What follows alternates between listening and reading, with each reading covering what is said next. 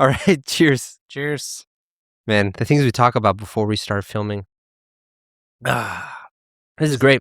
Oh, I like this Yeah. a lot. So this is a gift from our one of my friends, Reiko. When I went to Osaka for a meeting with my UKIC members, she was there and she got this for us. I forget how to read this. This is Junmai Daiginjo, which is really good. And it says Goshin, I think.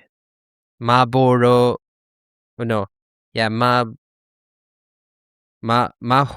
Bano. Man, I should have read this beforehand. But anyways, I'm gonna put the link to this down Japanese in the video master right here. I'm so can you read this? What Shizuku? Shizuku? It looks like it could be. You know what it is? It probably is Shizuku because I gotta tell you. So my son is playing Legend of Zelda: Tears of the Kingdom now. Okay. And it's great actually for me to learn Japanese because we have the Japanese version. And I have to read it to him. And there's all these kanji or weird words, but they have the furigana on them so I can read it. And they had that kanji and it was Shizuku. It's like teardrop or drop. That's what it means. Which matches that. So yeah, Reiko, this is great. This is really sweet. I really like it. It's, lately we've had some sake kind of on the other side of the spectrum where it's been more alcohol-y. Yeah. And this has been like it's really it's nice. Yeah, it's light. This is like what I'd like on a summer day, which is great because it is getting warm now. Yeah, and I'm glad we got this refrigerated too. Yeah. So thank you, Reiko. This was wonderful. Unfortunately, we're probably going to talk about a topic that Reiko does not like, which is about why we think Japanese people are uninformed about politics and history compared to people in the United States or in Europe. So I want to start this off by saying that I fully expect we're going to get a ton of flack on this episode. Yeah. And if I had to bet, I bet that this is probably going to be one of the most unpopular episodes because it is kind of like a really big critique about Japan. Yeah. And I know you and I we almost talk about this every time we meet. Yeah. Because you love talking about politics and I love talking about history. Yeah. So and when you combine the two, it's just like the thing that blows my mind here is just when you talk to people here, nobody knows what's going on and nobody knows anything about history. Yeah. It's crazy, man. Yeah. Oh my God, like I can't believe it. Like I have so many situations and experiences where I can just be like, oh yeah, this thing happened back in like the 80s. Don't you know about this? Oh no, I've never heard about this. Right. And like the crazy thing to me, like I think it's just insane that people don't know about world history here. Yeah. But the crazy thing to me is how many people aren't aware of Japanese history. Yeah, both of them. Yeah. Like I'll bring up so many like different examples of like something that happened in history here in Japan, and like I'm not even talking about like like ancient history or history from like a few hundred years ago, but like more recent history. Like, oh, did you know about this one scandal that happened like 30 years ago with this politician? Oh no, I don't even know who that is. It's like, dude, this guy got assassinated. Like, it's kind of a big deal. Yeah. I don't know. Yeah. Politics aren't really my thing. Yeah. And it's like, it's absurd to me to not know about like, assassinations or some like big political event that happened in your own country. Cause it's like, as an American, that's unthinkable. Yeah. Yeah.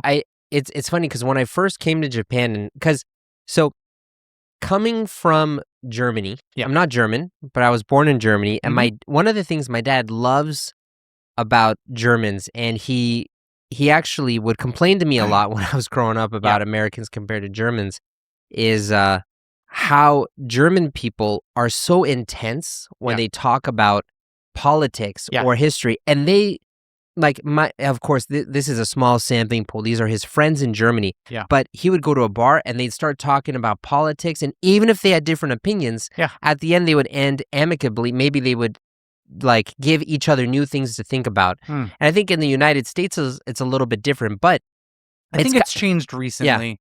Yeah. People used to be able to talk about it. Yeah.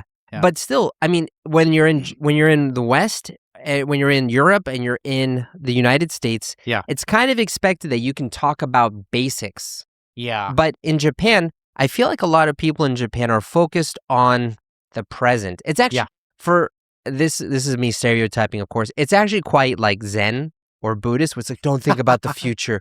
Don't think about the past. Just think about now. No, but it really is crazy because there's so many things that are happening, like, especially when we bring up current events, you know, I can't tell you the amount of times I've tried to start a conversation because I do have Japanese friends, right? Most of them are coworkers, but I do have Japanese friends, and you know, I'll bring up stuff like you know, the current conflict in Iran right now with the Strait of Hormuz, and you know, I'll explain to things. I'm like, you guys don't realize, like, this is crippling Japan.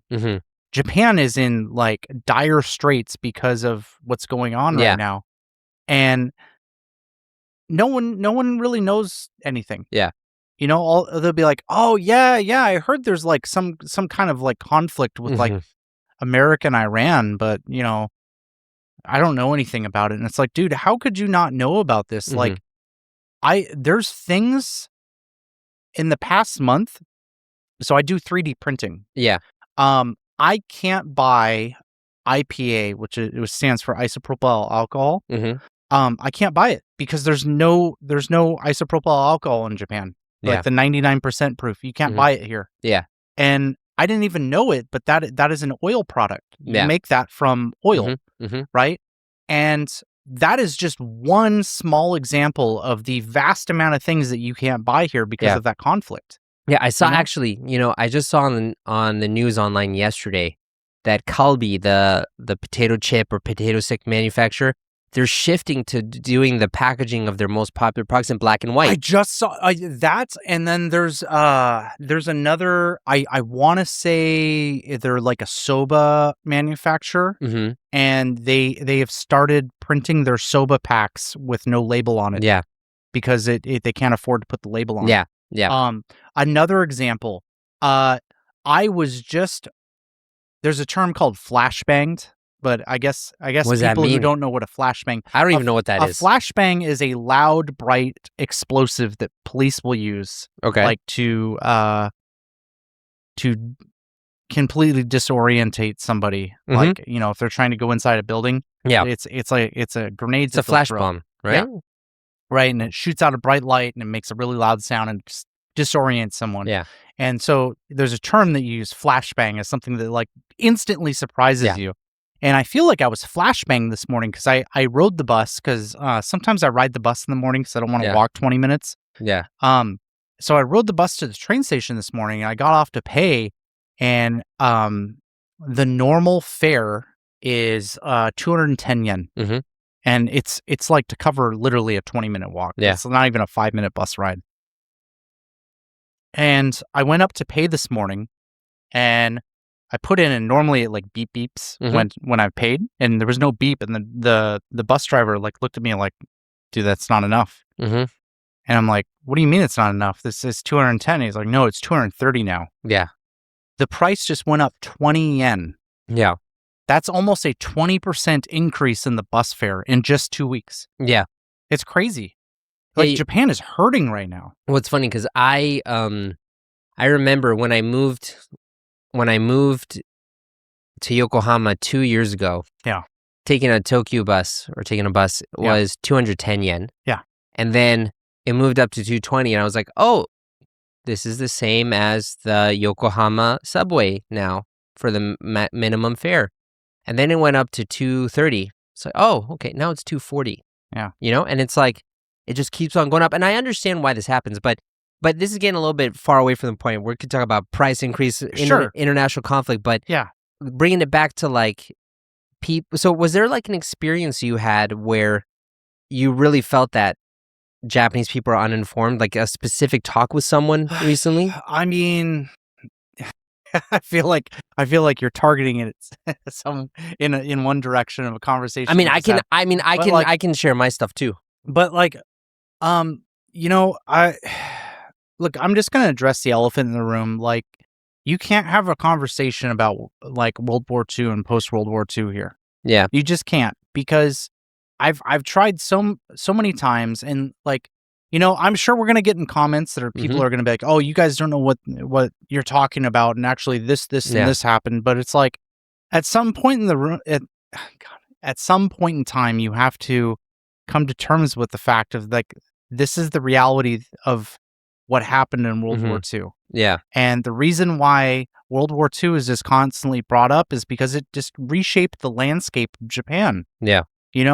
The society here completely shifted in an absolutely different direction. Yeah. Focuses got put on things. Cultural norms changed. Like, everything changed. So here's the thing.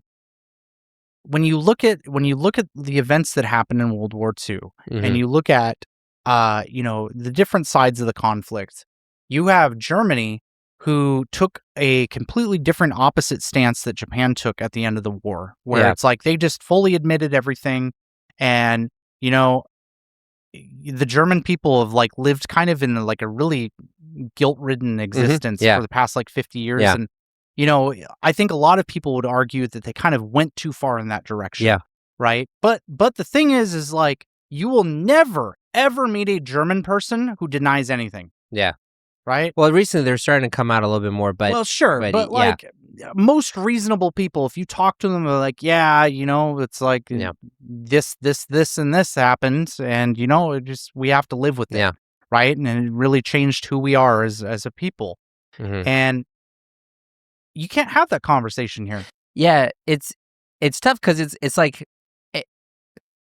I feel like in Japan, there's a culture here of to not rock the boat, to not disturb the peace, and as long as it doesn't disturb the peace, you sweep it under the rug. Yeah. But it was funny you brought that up because, there's a book I read recently called The Wages of Guilt, which is a book that compares and contrasts the German reaction, the Japanese reaction to World War II. And it was funny how, well, when I say funny, I don't mean funny as in like, haha, funny. I mean, it's interesting. Piqued my interest of how, like you said, the German people really fundamentally accepted what happened. They saw it as true, and they did penance for a long time. Yeah. And it's different in Japan because a lot of stuff got swept under the rug. And so because of that, there's almost like a social amnesia where you can't really talk about this stuff. So for me personally, this kind of, like, I remember when I was in Japan for the first time, and it was August 6th. Yeah. I was here August 6th because I stayed until the day after my birthday. And it was so awkward for me because it was like everyone was happy I was American, like, wow, thank you for loving Japanese culture. And then on August 6th was the day when I could feel like all this pent-up resentment coming out at me. And so it's weird because like I really felt like, wow, there's a lot of things being swept under the rug here, And I think because you have a culture that forces memories of the past to be ignored, that leads into the people ignoring it, But at the same time, I feel like because it's been ignored, I feel like there's parts of society here that are just unable to move past it. Yeah. Because it's like everyone just doesn't acknowledge it. So it kind of just feels like it just keeps manifesting. Yeah. Right? It's just like right under the surface, man. Mm-hmm. It's, I'll give you a really good example. I've had conversations here where, they'll be like, I don't understand why Chinese people can't just like give it a rest. Like you always see on the news of, like politicians, it's a really big deal for, what's it, the Yasukuni? Yeah, Yasukuni. Shrine. So they go visit, and they like it's a war shrine, right? Yeah. Where it's like they're venerating like fallen soldiers. Yeah. I think. A lot of people here will say, well, I don't understand why is China and Korea making such a stink about something that happened so long ago? And it's like, well, you guys want to know why? I'll tell you why. It's because you haven't acknowledged anything. But that's You know what I mean? But in the past, though, some politicians have acknowledged it, you know? Yeah. And it's a really slippery discussion because I've talked to people. Yeah. And I've heard both sides. And China also has done some fishy things. Look, I'm not advocating for China. Yeah. And I'm not even saying that like Japan needs to go down the route that Germany did. I'm not saying reparations need to happen or any of that discussion, but I think there needs to be a dialogue. Yeah. People need to be comfortable with talking about these hard topics, you know. If you want to bring it back into I'm sorry to interrupt you.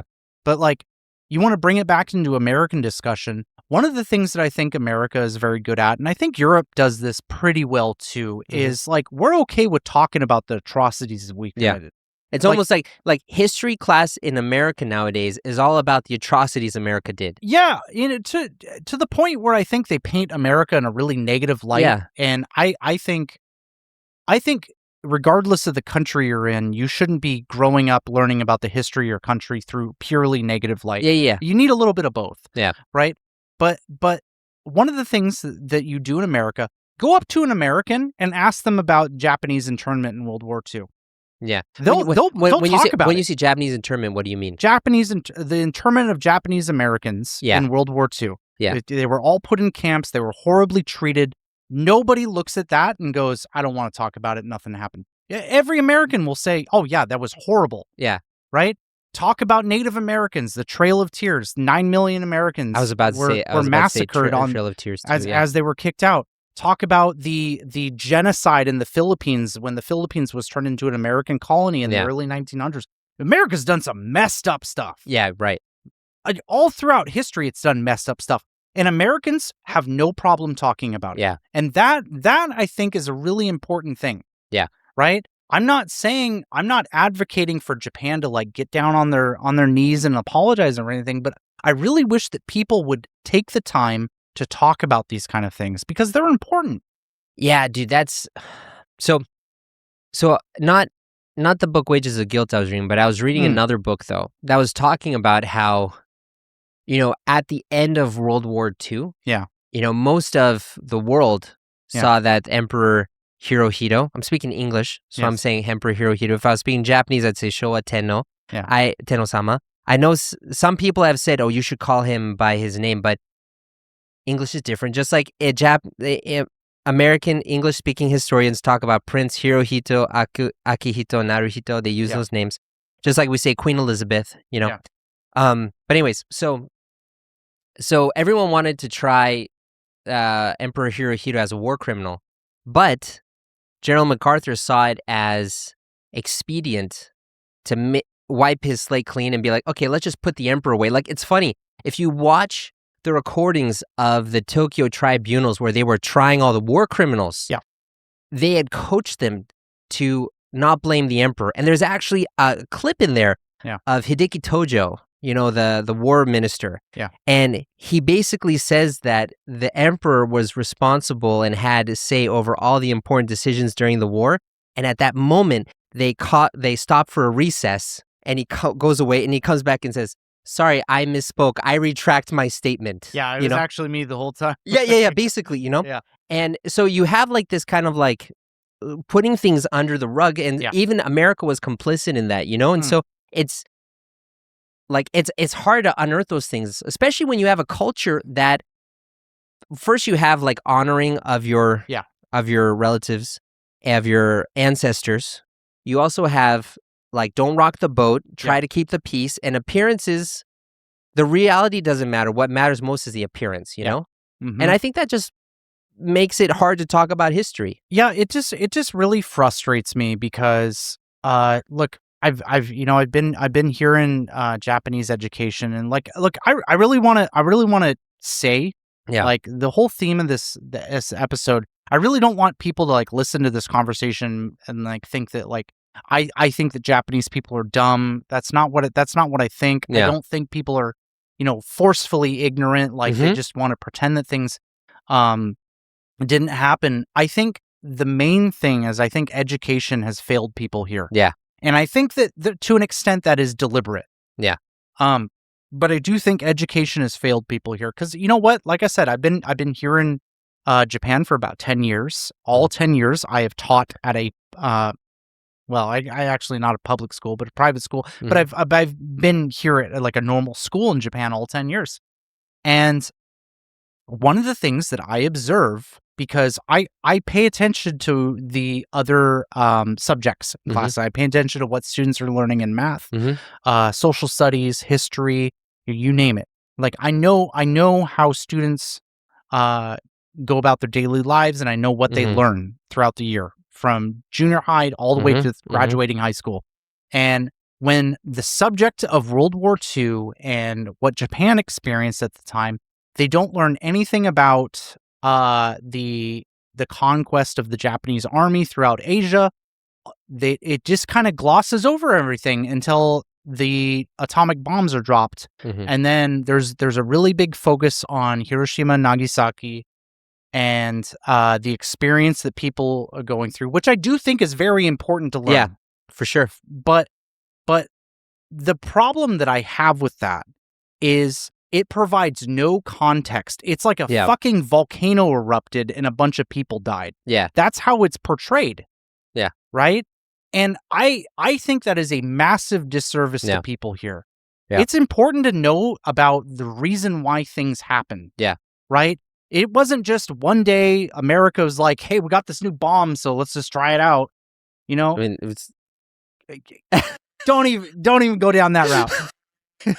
I mean, but my point is, there's a lot of buildup and there's a lot of things that happen to that. And it's important to understand the context of why things happen, because you have atomic bomb survivors today who are advocating for the disarmament around the world of nuclear weapons, which I think is a good thing, right?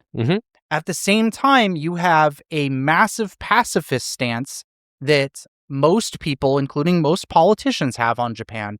And that has objectively hurt Japan in the global stage. It just has.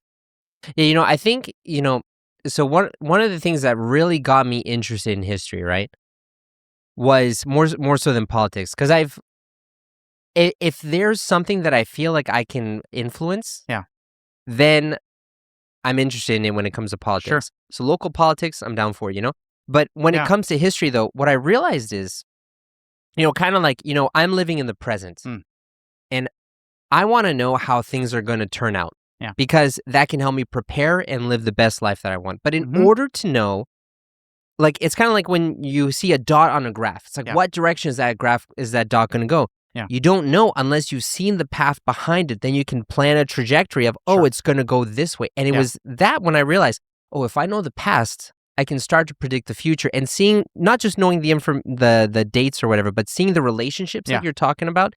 And that's been really interesting for me. That's why I read these books about Japanese history, because it helps me understand what I'm living now. Yeah. And it's like, look, the thing that blows my mind is it's still like bringing it back into current day events and everything. Like it was so crazy. I was so excited when Trump first got elected. He brought the CEO of SoftBank over to the White House. Masayoshi Son? Yeah. Cool. And so they signed this big multi-billion-dollar deal that SoftBank is going to open up a bunch of data centers in the center of the U.S. and it's like focused on AI research. Yeah. And this is like, first of all, it's really great for America because it's, bringing in business, but like it's amazing for Japan because, honestly, the only good thing that Japan has going for its economy right now is AI research, right? They're kind of just throwing everything into robotics and AI research because like there just really isn't anything else. Japan, Sony is like a shadow of what it once was. Like Panasonic, really, it's like, you know what I mean? Like Korea and China are kind of taking over like on the technology department, especially China. Dude, China's technology is insane right now. Right. And so like Japan's kind of trying to find its niche right now. And I was so excited to talk about this when the news happened. Every person I tried to talk to is like, what are you talking about? What's going on? Like the CEO of SoftBank, I don't even know who that is. And, it's like, this is such an important thing for Japan right now. Like, Mhm. we're like, this is gonna really be the lifeblood that's kind of like injected into the economy here. Like, why are you guys not keeping Yeah. up with this? Right. I just find myself so frustrated because there's so many things I want to talk about. And yeah, like I kind of pride myself on being kind of up to date on political stuff. Yeah. But it's like I don't just keep up with America. Like I Mhm. want to talk about Japan. I Mhm. want to talk about what Takaichi's doing. Yeah. You know? It's like there's so many things that I want to have discussions with people here, but I feel like I feel so pent up because I'm Yeah. just not able to release it. Well, it's tough, right? Because it's kind of like, when I first came to Japan and I would ask people in our first conversations, I'd Yeah. ask, so what do you do for work? And a lot of people they were kind of like taken aback by Yeah. that because Yeah. what asking someone personal questions about their work or something more detailed can actually lead to like discomfort or differing opinions and can ruin the harmony. Yeah. And I think that's why a lot of people just kind of ignore that stuff. But Yeah. it's weird because if the younger generation were more informed, they could actually vote to change policy. Here's the thing that frustrates me. Yeah. And I have a lot of criticisms to how people vote in the US too. This Of isn't course, like yeah. an only Japanese thing. Oh yeah. Like I'm gonna start off in America, then I'll bring it back over to Japan. I hate party voters. I hate them. I hate What them do you mean so by much. party voters? People who literally just vote like, oh, I'm a Democrat, so obviously I'm going to choose the Democrat person. I'm a Republican. I'm only going to choose the Republican candidate. Dude, just oh my God! Right. If I was in charge of who could vote, if you are a hardline party voter, you wouldn't be allowed to vote. But in Japan, it's a little bit different though, because you do vote for the party. Yeah. Right. Yeah. You do vote for the party, and they put up their leaders. So, but the thing is like you still vote for the local representatives. okay. Right. Mm-hmm. So you do have some influence. Like you might not be able to like vote who the next like prime minister is, but you'll be able to vote who like the person representing your local town is, right? And so going back to that, I want to circle back into Japan. Going like in the US, you have these people who are party voters. They're like, I only vote for XYZ party. And it frustrates me because it's such a disservice to voting because it's like, I'm not going to take the time to look and see what this person does. This person just represents an ideology that I align myself with. So that means I'm going to align myself with. Like, I've mentioned on this channel multiple times that I voted for Trump both times. I'm a big Trump supporter. You know what? Like, I'm not going to hide it at this point. People watching the channel, if they don't agree with what I say, I'm sorry. That's just who I am. I voted for Trump. I also voted for Obama both times he ran. Yeah. I thought Obama, by and large, was a really great president. Yeah. I supported the ideals that he was going through. And, I thought he was a great choice for America at the time. So, like, I'm not against voting for the other side. In fact, like, I will vote for whoever I think is the most effective leader to how I want to see America go. Right? So, circling back to things in Japan, I find it really frustrating when I hear people saying like, I want XYZ person to win. Like, a big thing was like the Sansaito movement. In this past year, and it's like you have people talk about this conversation, and I'm not just saying specifically this party. There's a bunch of different parties, that I think you'll encounter people like this for in Japan, but you won't see people really focusing in on the important matters. It almost feels like a popularity contest. Yeah, I mean, do you see what I mean? Yeah, I mean, to be fair though, a lot of people voted for Barack Obama because he was the cool guy compared to George W. Bush. I mean, I voted for him because he wanted to hemorrhage, or not hemorrhage. He wanted to completely stop illegal immigration, which I think is the most important thing in the U.S. And I think that hasn't changed in the past 15 years. Yeah. And it's a big reason why I voted for Trump, because he wants to stop illegal immigration. And I think, you're seeing the similar thing happen here, but that has nothing to do with this conversation. Yeah. But, there are people who voted for that. and voted for Obama because he was cool. And oh man, Yeah, it yeah, that- infuriates me. Yeah. It's like, oh yeah, he's black. Who cares? Yeah. Yeah. On the other hand, like one thing though that I do like about living here, I feel like we've been like really negative, but you talking about Barack Obama kind of brought back some like traumatic memories in my past. Yeah. There's some people in the States who like politics is their life. It's because it's the new religion. Because it is. I feel like Japan is really a truly atheist country, and America is always going to be a religious country, even if you're not. Dude, I feel like even people worship their work here, man. No, but it's a different kind of thing. Yeah, like yeah, for sure. But so like people in the States have traded religion for politics. Oh, absolutely. And you will have the person who everything they talk about gets brought into politics or something, and you have to make a decision with them, and they kind of like push you to agree with them or to disagree with them. I remember I went to like a new church with one of my friends, and we were just talking with one of the people afterwards, and they automatically started talking about Hillary Clinton, all this stuff, and I was thinking, man, at that time I was a Christian. I was like, I want to talk about God. Why are we talking about Hillary Clinton? And I feel like being in Japan, a good thing is I don't have to worry about that anymore. No, I do agree with you there. I think that a lot of people bring up politics when there's no reason to. Sorry, it's just that's a little present for the people watching us on YouTube versus listen to our podcast. If you're listening to our podcast, you have to watch our YouTube video to see what just happened there. Yeah, but no, I think that a lot of Americans tend to inject politics in history. Yeah. Like I'll give you a really good example. There's like kind of a meme floating around on the internet of like guys, but like more kind of autistic guys, always injecting like Roman history into stuff. You know what I mean? Dude, that meme of like, how often do you think of the Roman Empire? Yeah, it's like, hey, did you know how the aqueducts were built? And it's like, well, no, okay. Dude. Hey, listen. I just want to talk about that for a second, okay? So this is I wonder why. No, because I'm more of a Greek guy, not a Roman history guy. But so there was this meme a couple years ago about how often do people think about the Roman Empire. I was seeing if I could pick up a picture, but I can't.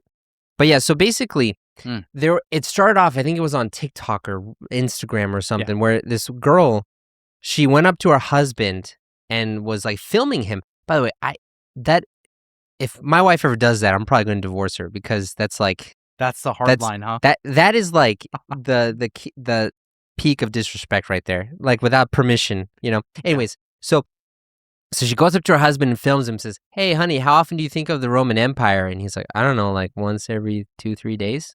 And she was just laughing at him, you know, because there was this thing about how guys are always thinking about history and stuff. But in defense of the Roman Empire, almost everything about Western culture is attributed to that.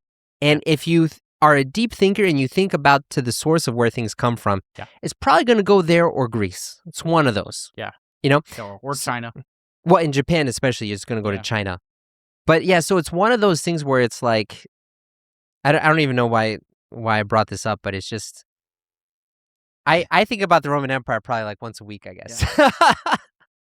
But it's because I think about the history and like where things come from. No, I know. I like to tease you, but it's just kind of like my point is, I think that a lot of Americans tend to inject politics where it's like it doesn't need to exist. No. Like I don't think every single conversation every day needs to be about politics, and I think one of the things that I do like about Japan, and I've said it multiple times on the channel, and basically what you just said is, I don't care about other people's opinions. Yeah. You know what I mean? It might not sound good, but it's just like, I don't want to hear your opinion on everything. Yeah. You know? So it's like on that level, I agree. But it's like when you're at the point where you can't talk about current events and you don't know why things are happening or why people feel a certain way, it's at that point that I really wish that people would try and educate themselves. And, you know, it's kind of crazy. Just kind of circle back around on this topic, because I think a lot of Japanese people who leave Japan live in another country for a number of years, and eventually returned back to Japan, every single one of them I have met has been highly educated on history. Yeah. But, and I think you're going to agree with me when I say this, most of those people, when I talk to them about Japan, they hate Japan. Yeah. They hate it. Yeah. They think Japanese people are like ignorant and dumb, and they think that, like, oh, society here is so naive and like childlike. I hear that term childlike all the time when people are describing society. Japanese people coming back to their homeland, describing Japanese society to me, they say childlike. Yeah. I hear that all the time. Yeah. And a big reason why is because a lot of these people coming back feel like not that they were lied to, but that they were never really exposed to anything. Yeah. And I think that a lot of people come back and they feel very resentful towards Japan because of that, right? And I really hate that, because you kind of see like these people, because they're so resentful, they kind of just forego any good points that Japan has. Yeah. And I dislike that, because I love Japan. I love this country. I want it to thrive. I am full in on Japan, right? And it hurts me when I hear people say like bad things about it, because this is a country that I care about. Like, I view Japan and America as like my mother and my father. Yeah, you don't want to throw out the baby with the bathwater. Exactly. Yeah. Like, this is a really important topic to me, and it saddens me that people could think that. And it's funny because especially now, like especially after having kids, and I really realize this. I really feel like,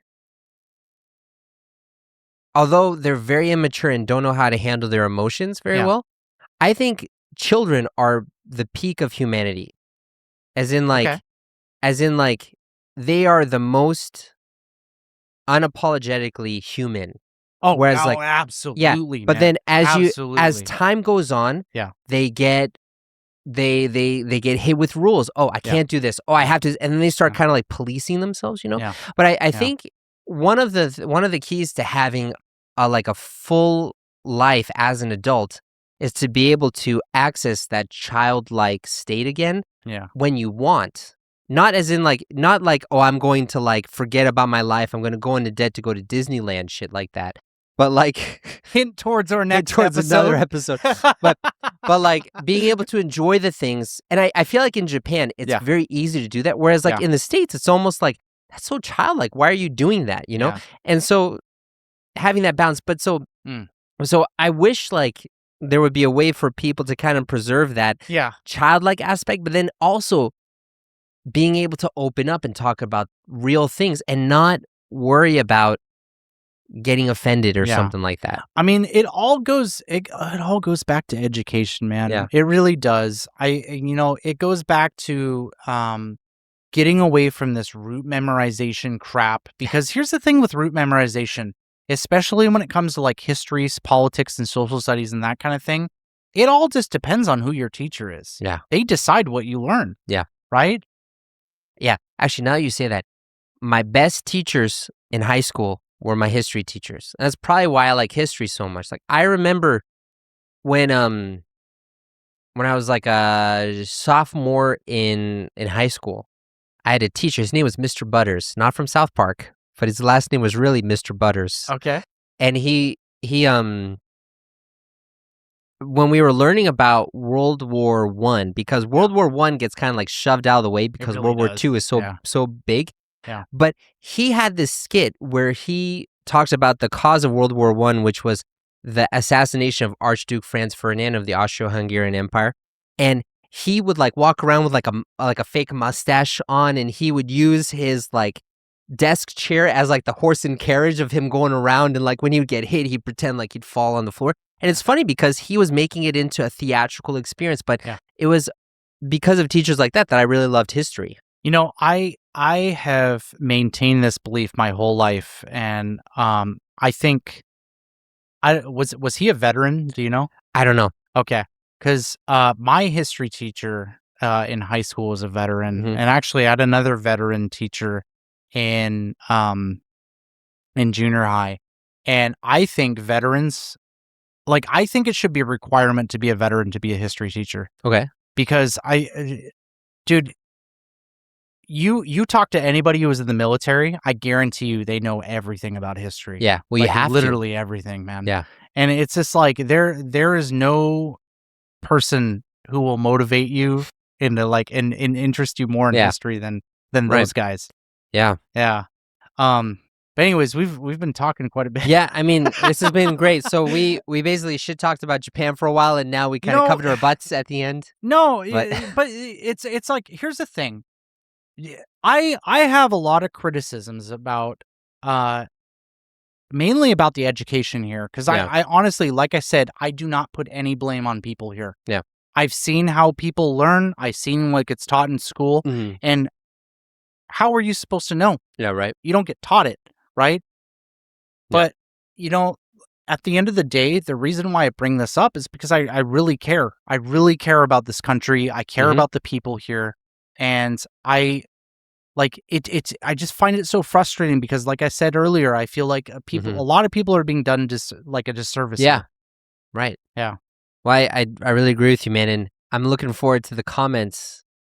You know what? I'm holding myself up. I'm ready for the crucifixion. I know. I'm yeah.